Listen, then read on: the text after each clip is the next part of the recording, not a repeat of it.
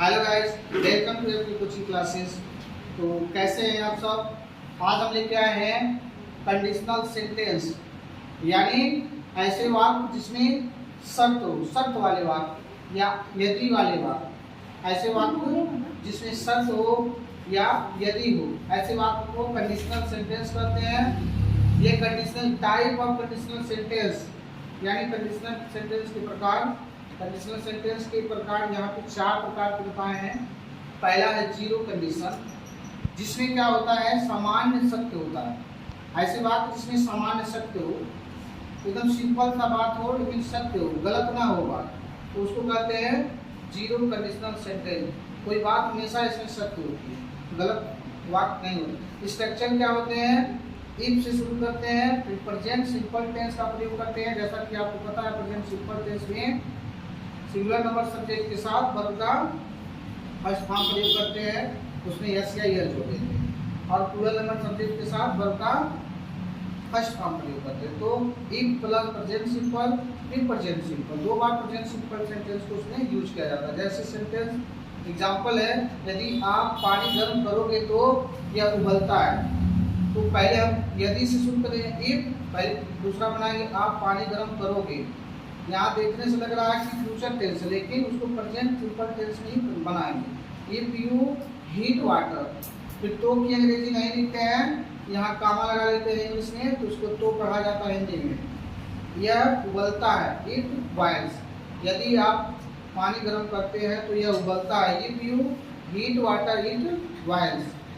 दूसरा है sentence type, conditional sentence type. दूसरा है फर्स्ट कंडीशनल, भविष्य में संभव स्थिति। ऐसी स्थिति हो जो भविष्य में हो और संभव हो। भविष्य में किसी वास्तविक या संभव घटना के लिए इस सेंटेंस टाइप का प्रयोग किया जाता है। स्ट्रक्चर है if plus present simple tense, will का प्रयोग किया जाता है, उसके बाद वर्ब का फर्स्ट फॉर्म प्रयोग किया जाता है, फिर फुल स्टॉप। एग्जाम्पल है, यदि कल बारिश होगी तो मैं घर पर रहूंगा।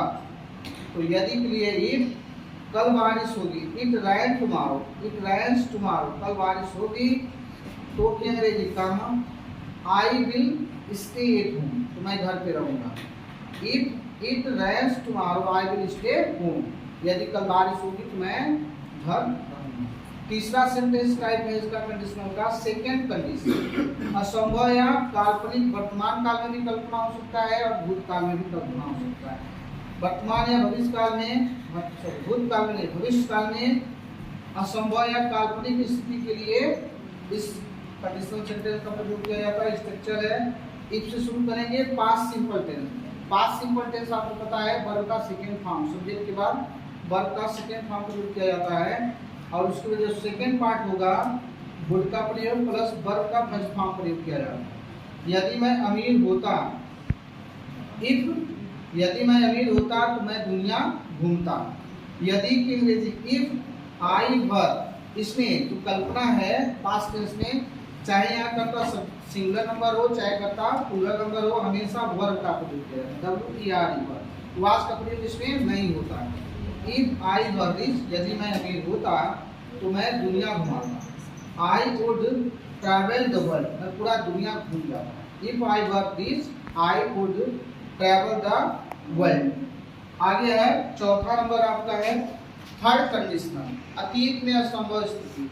जो बीता हुआ समय है उसमें कोई ऐसी स्थिति है जो असंभव, अतीत में जो हुआ है उसके परिणाम के बारे में बातें किया जाए, तब हम कहाँ पे थर्ड कंडीशनल सेंटेंस कहेंगे, उसे कहाँ प्रयोग करेंगे। स्ट्रक्चर है इसका if plus past perfect plus would है प्लस वर्ब का पास्ट पार्टिसिपल मीन्स वर्ब का थर्ड फॉर्म प्रयोग करते हैं। एग्जांपल समझिए, यदि मैं ज़्यादा मेहनत की होती, या यदि मैं ज़्यादा मेहनत की होती या होता, चाहे होती कर लीजिए चाहे होता कर लीजिए, परीक्षा पास कर ली होता, तो मैं परीक्षा पास कर लिया होता। इफ आई वर्क हार्ड कर सकते हैं, या if I had studies harder I would have pass the examination. इस तरह का वीडियो देखने के लिए चैनल को सब्सक्राइब कीजिए, लाइक कीजिए, शेयर कीजिए। बाय दोस्तों।